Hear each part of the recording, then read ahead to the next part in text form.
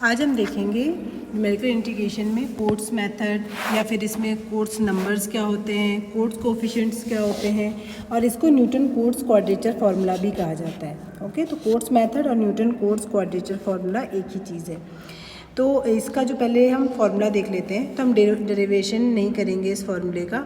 जैसे हमने देखा था जो जनरल क्वाड्रेचर फार्मूला होता है उसको किसकी हेल्प से डिराइव किया जाता है, उसको किया जाता है न्यूटन इंटरपोलेशन, जो फॉरवर्ड इंटरपोलेशन फार्मूला है उसकी हेल्प से उसको डिराइव किया जाता है। लेकिन जो न्यूटन कोट्स क्वाड्रेचर फार्मूला है उसको डिराइव किया जाता है लैग्रेंजेस इंटरपोलेशन फार्मूला से। ठीक है, तो हम प्रूफ नहीं करेंगे बट एक कंसेप्ट हो गया कि इसमें कौन सी पोलिनोमियल यूज़ होती है, लैग्रेंजेस इंटरपोलेशन फार्मूला यूज़ होता है। और इसका जो फार्मूला होता है वो होता है integration a to b f(x) dx। अगर आप सॉल्व कर रहे हैं या फिर आप इसको ऐसा लिख सकते हैं x0 से लेके x0 plus nh f(x) dx को अगर आप सॉल्व कर रहे हैं तो जो इसकी वैल्यू होती है वो इक्वल होगी xn, इसको आप xn भी कह सकते हैं, xn minus x0 sigma k is equal to 0 to n y k c k n। ठीक है, पावर नहीं है, ये बस सफिक्स है यहाँ पे नीचे और ऊपर। ठीक है, तो इस तरह से c k n, तो इसको हम कहते हैं Newton Cotes quadrature formula. Okay, तो अभी हम धीरे धीरे करेंगे चीज़ें। तो यहाँ पे एक चीज़ मेंशन है c k n क्या होता है। तो जो c k n की वैल्यू होती है वो होती है is equal to 1/n integration 0 to n l k d u। अब l k क्या होता है, l k की जो वैल्यू होती है वो होती है -1 raise to the power n minus k u into u minus 1 dot dot dot dot u minus n divided by factorial k n minus k factorial और इंटू u माइनस k। ठीक है, तो ये वाली वैल्यू होती है आपकी। तो इस तरीके से आप देख सकते हैं कि जो c k n होता है वो l k पे डिपेंड करता है और l k कहाँ से निकालते हैं, इस पे निकालते हैं। ठीक है, l k वही है, लैग्रेंजेस से ही बनता है, उस फॉर्मूले में थोड़ा सा कुछ मल्टीप्लाई और डिवाइड करके आपको ये फार्मूला बनाया गया है। ठीक है, तो ये फार्मूला आपको बिल्कुल याद होना चाहिए।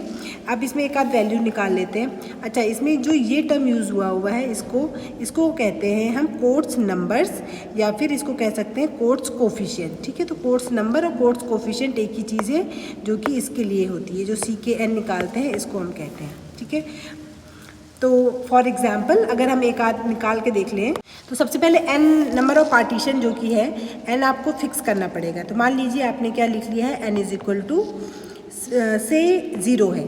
ठीक है, अगर n इक्वल टू 0 तो नहीं होगा, एक पार्टीशन तो एटलीस्ट आपको करना ही पड़ेगा।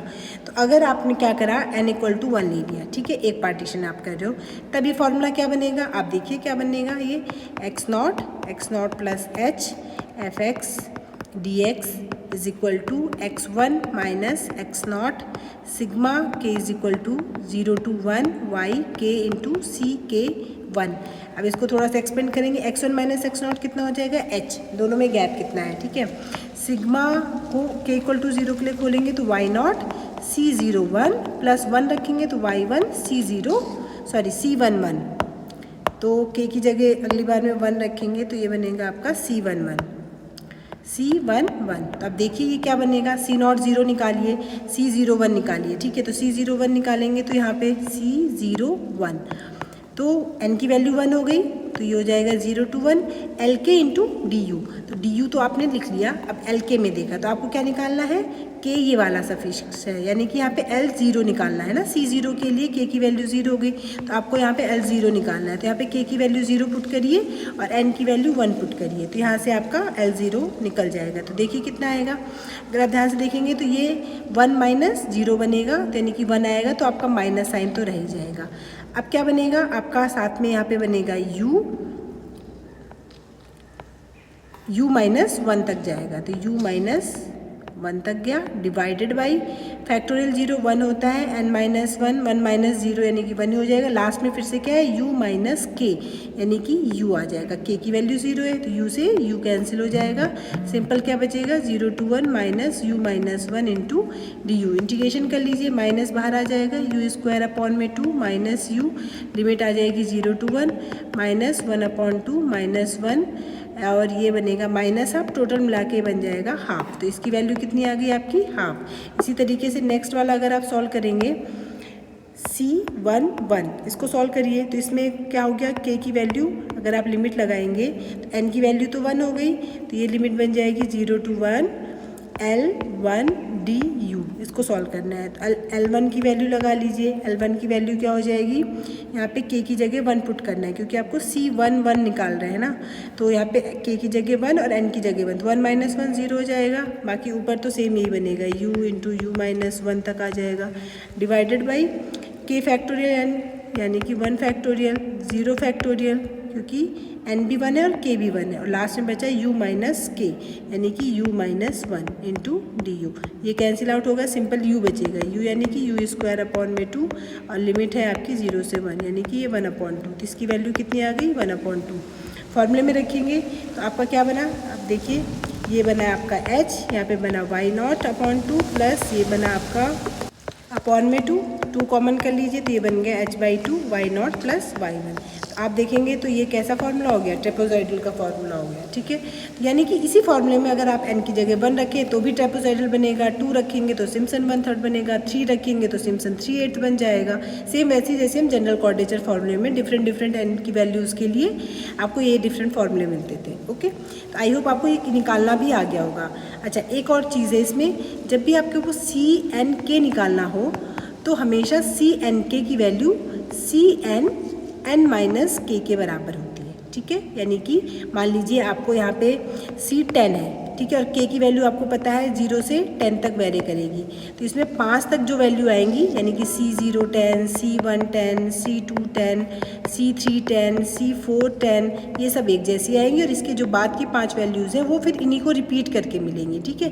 जैसे कि परम्यूटेशन कॉम्बिनेशन में भी हम करते हैं ना, कॉम्बिनेशन में CNR CN-R के इक्वल हो जाता है, उसी तरीके से कोट्स नंबर भी इसी तरीके से सेम आता है, ठीक है। CNR is equal to CN-N-R होता है कॉम्बिनेशन वाले में। तो ये कॉम्बिनेशन वाला तो नहीं है, लेकिन आपका ये यहाँ पे जो कोट्स नंबर है उसमें भी ये वाला रूल चलता है, ठीक है।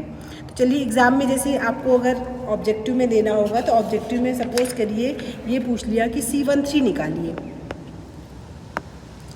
C13 निकालिए, और आपको पूछेगा क्या ये किसके, ये C23 के भी बराबर होगा, क्योंकि इसके हिसाब से अगर देखा जाए तो नीचे 3 - 1 करेंगे तो 2 आएगा, तो इन दोनों की वैल्यूज़ क्या आएंगी, सेम आएंगी।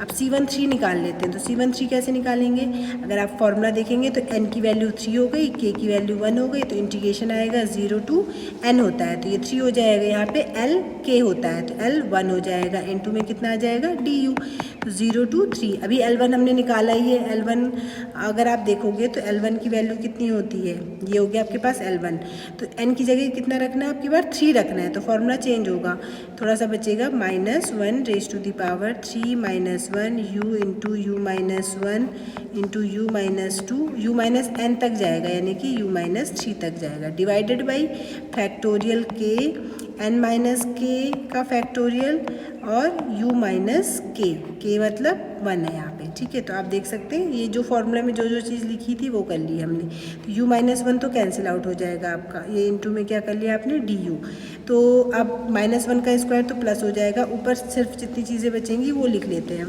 ये बनेगा आपका 0 to 3 u into u minus 2 into u minus 3 divided by 3 - 1 2 factorial यानी कि अपॉन में 2 आ जाएगा इंटू डी यू। तो आप इन सबको आपस में मल्टीप्लाई करके पोलिनोमियल में कन्वर्ट कर लीजिए, तो ये जो पोलिनोमियल बनेगा अगर मैं इतने पोर्शन में सॉल्व करूँ 1/2 इंटीग्रेशन 0 to 3, पहले इसको सॉल्व कर लेते हैं, u ये बनेगा आपका u square minus 5u plus 6, फिर u से मल्टीप्लाई कर दीजिए तो u cube minus 5u square upon 2 plus 6u बनेगा। अब इसको इंटीग्रेट करेंगे तो u की power 4/4 5u³ plus 6u²/2। Limit लगा लीजिए, बाहर से 1/2 है, लिमिट यूज़ कर लीजिए 0 to 3। तो 0 में तो 0 हो जाएगा, बस 3 वाला काम करेगा, तो 1/2, 3 3 9, 81 डिवाइडेड बाई 4 माइनस यहाँ पे भी हो जाएगा 3 3 9, 3 27 इंटू 5/6 हो जाएगा। ठीक है, तो इसमें इसको सॉल्व करना चाहें तो कर सकते हैं। 5/6 इंटू 27, 3 2 6, 9 7 9 5 45/2 आ जाएगा। ठीक है, तो ये 45/2 आ जाएगा। इसको सॉल्व करेंगे तो ये 2 2 3 6 बन रहा है और u² यानी कि 27 हो जाएगा, तो प्लस में 27। ठीक है, इसको जब पूरा आप सॉल्व कर लेंगे तो आपकी वैल्यू आएगी 3/8। तो जो फाइनल आंसर हो जाएगा वो 3/8, यानी कि C13 की वैल्यू कितनी होती है 3/8। ओके, तो आई होप आपको ये सारी चीज़ें क्लियर हो गई होंगी।